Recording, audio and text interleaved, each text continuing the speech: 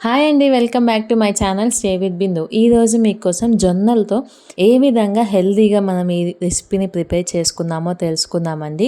బ్రేక్ఫాస్ట్కి కానీ లంచ్కి కానీ చాలా యూజ్ అవుతుంది. వీడియో అంతా చూసేసి ఏ విధంగా చేసుకోవాలో తెలుసుకోండి. దీనికోసం నేను ఇక్కడ ఒక 1 కప్ దాకా జొన్నలు తీసుకున్నాను. ఈ జొన్నల్ని మినిమం ఓవర్ నైట్ లేదా ఒక 8 అవర్స్ దాకా మనం సోక్ చేసుకొని ఉంచుకోవాలి, నానబెట్టి. ఆ తర్వాత ఏ కప్తో అయితే జొన్నలు వచ్చాయో అదే కప్తో 4 పార్ట్స్ అంటే 1:4 కప్స్ లాగా దీన్ని ప్రెషర్ కుక్కర్లో మనం విజిల్స్ పెట్టుకుంటే చాలా ఈజీగా అయిపోతుందండి. దీంట్లోనే ఒక 1 టేబుల్ స్పూన్ దాకా సాల్ట్ యాడ్ చేసుకొని మినిమం 8 విజిల్స్, మ్యాక్సిమం ఒక 10 విజిల్స్ వస్తే సరిపోతుంది. కొంచెం పైన తొక్కుంటుంది కాబట్టి మనకి లోపల సాఫ్ట్గా ఉంటుంది, పైన ఏమో కొంచెం తగులుతున్నట్టు అనిపిస్తుందండి.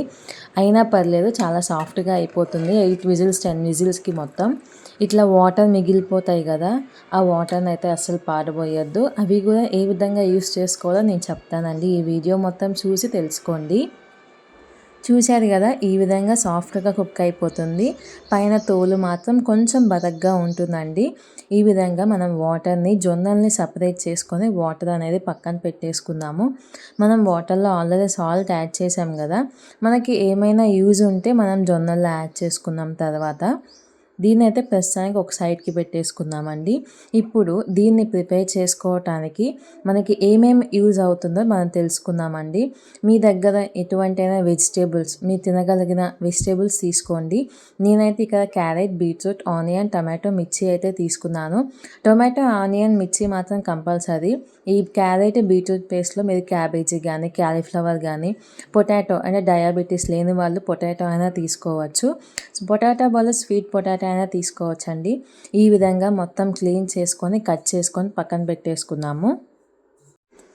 ఈ విధంగా మొత్తం కట్ చేసుకున్నాం కదా, నేను ఇక్కడ కట్టర్తో యూస్ చేసుకుంటున్నానండి.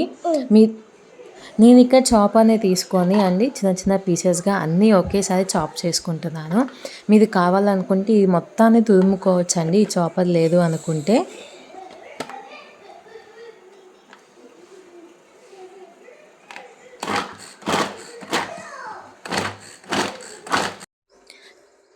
చూశారు కదండి, ఈ విధంగా చాలా చిన్న పీసెస్గా కట్ అయిపోతాయి.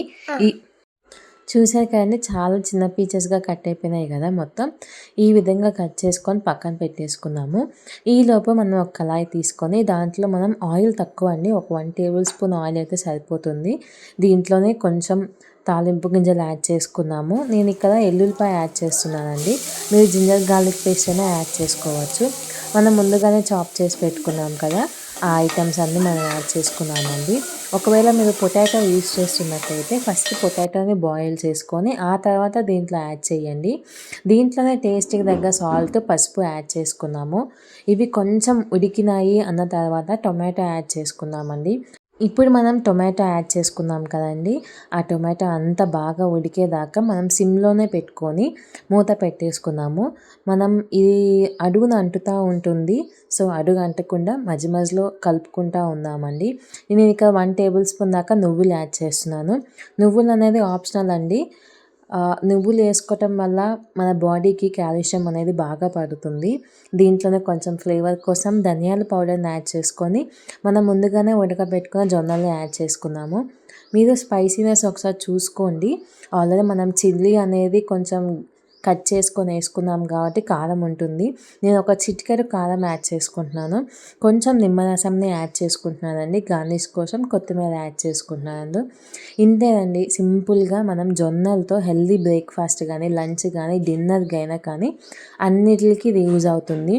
ఎవరైతే వెయిట్ లాస్ అవ్వాలని అనుకుంటున్నారో వాళ్ళకు కూడా యూజ్ అవుతుందండి. ఇందాక నేను చెప్పాను కదా, ఈ జొన్న వాటర్ అవి సపరేట్గా ఒక గ్లాస్లో పోసుకొని మీరు తినేటప్పుడు ఆ గ్లాస్ పక్కన పెట్టుకొని ఒక స్పూన్ తింటా ఒక బైట్ ఆనియన్ తీసుకొని ఒక గ్లాస్ వాటర్ని తాగి మీరు ఈ విధంగా ట్రై చేస్తే అది ఇంకా చాలా టేస్టీగా ఉంటుంది. దట్టు చాలా హెల్తీగా అండి.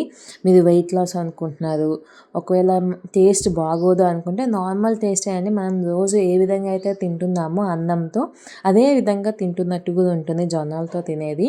దీంట్లో డయాబెటీస్ ఉన్న వాళ్ళైతే ప్రత్యేకంగా ఇది తినచ్చండి. సో ఈ వీడియో కనుక మీకు నచ్చినట్లయితే లైక్ చేయండి, షేర్ చేయండి, సబ్స్క్రైబ్ చేసుకోండి. Thank you.